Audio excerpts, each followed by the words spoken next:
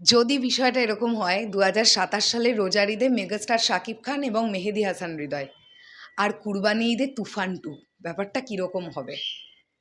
মানে আমি দেখলাম সোশ্যাল মিডিয়ায় ছয়লাভ হয়ে গেছে একটা ব্যাপার। কেউ কেউ তো লিখেই দিচ্ছে ২০২৭ সালে তুফান 2 আসবে, এটা কনফার্ম। এখন এক্স্যাক্টলি কি কনফার্ম হয়েছে না হয়েছে সেটা মেগাস্টার শাকিব খান বা তাঁর ভীষণ কাছের মানুষজন ছাড়া আমাদের কাছে এই নিউজ আসা ইম্পসিবল। মানে যদি তুফান 2 কনফার্ম হয়েও থাকে, এটা এখন রাফি ভাইয়ার মুখ থেকে বেরোবে না, এত তাড়াতাড়ি তো বেরোবার কথাই নয়। কারণ আমরা খবর পেয়েছিলাম তুফান গল্পটা শুধু তুফান পর্যন্তই লেখা ছিল না, এই গল্পটা নাকি 4-5টা পার্টে আসবে, এরকমভাবে ভেবেছিলেন ডিরেক্টর রায়হান রফি। তো তুফান 2 এর জন্য আমরা সবাই প্রচণ্ড অপেক্ষা করার আর একটা কারণ হচ্ছে তুফানটা যেভাবে শেষ হয়েছিল, এক্স্যাক্টলি কোন ক্যারেক্টারটা বেঁচে ছিল, তুফান নাকি শান্ত? চঞ্চল চৌধুরীর লাস্ট যে হসপিটালের দৃশ্যটা আমরা দেখতে পেলাম, ওখানে কার সঙ্গে কোন ক্যারেক্টারটা চঞ্চল চৌধুরীর সঙ্গে কথা বললো, তুফান না শান্ত? মানে এমন একটা কোয়েশ্চেন মার্ক রেখে রায়হান রফি ছবিটাকে শেষ করেছিলেন। এই সিনেমাটার পরবর্তী পার্ট আসবে। এখন এখানে একটা বিষয় আমাদের বুঝতে হবে, এই সিনেমাটার প্রোডাকশন হাউস হিসেবে আমরা দেখতে পেয়েছিলাম এসভিএফ ছিল, চরকি ছিল, আলফা আই ছিল। এটা জাস্ট কোনো ডাউট রাখার জায়গা নেই যে বাংলাদেশে এখন প্রভাবশালী প্রডিউসারদের নিয়ে যদি আমরা কথা বলি, প্রথম ১ নম্বরেই হয়তো শাহরিয়ার শাকিলের নামটাই আসবে, মানে আলফা এর কর্ণধার। তার কাছে প্রচুর পাওয়ার, চরকির কাছেও কম পাওয়ার নেই।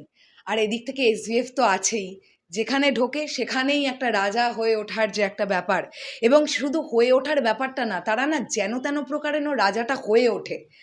সেটা টলিউডের ক্ষেত্রেও বলি, বা এই যে রিসেন্টলি বাংলাদেশে যে বিজনেস শুরু করেছে তারা, সেক্ষেত্রেও আমরা বলতে পারি।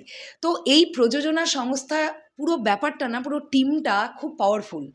আর এটা তো অস্বীকারের জায়গা নেই, রায়হান রফি কিন্তু একজন ভালো মেকার, এটা নিয়ে কোনো ডাউট নেই। তিনি যদি প্রপার বাজেট পান, তিনি এক্সিকিউশনটা বাপ লেভেলের গিয়ে করেন।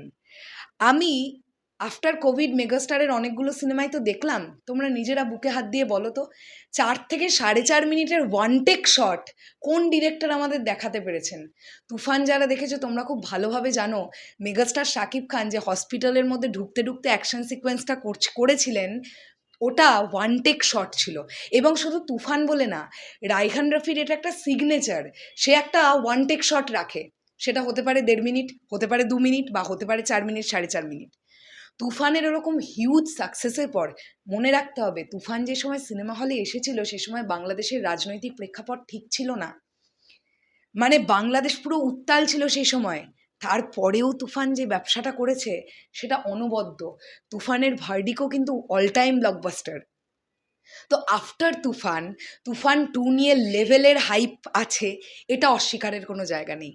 এবার দেখবার ব্যাপার এটাই, চারিদিকে যে এত রিউমার যে ২০২৭ সালে নাকি তুফান 2 আসছে, আদতেও মেগাস্টারের ২ বছরের লাইন আপের মধ্যে তুফান 2 আছে কিনা সেটা সময় না এগোলে আমরা বুঝতে পারবো না। তোমরা কতটা এক্সপেকটেশন রাখছো তুফান 2 নিয়ে? ২০২৭ এলে খুশি হবে নাকি আরও পরে এলে খুশি হবে, সেটা কমেন্ট সেকশনে জানাও।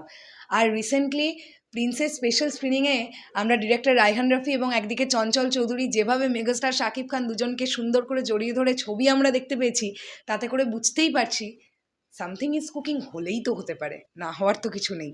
সময় বলবে সব কথা। শেষ করলাম ভিডিওটা, আসছে আবার খুব শিগগিরই। তাহলে এখনের জন্যে টাটা।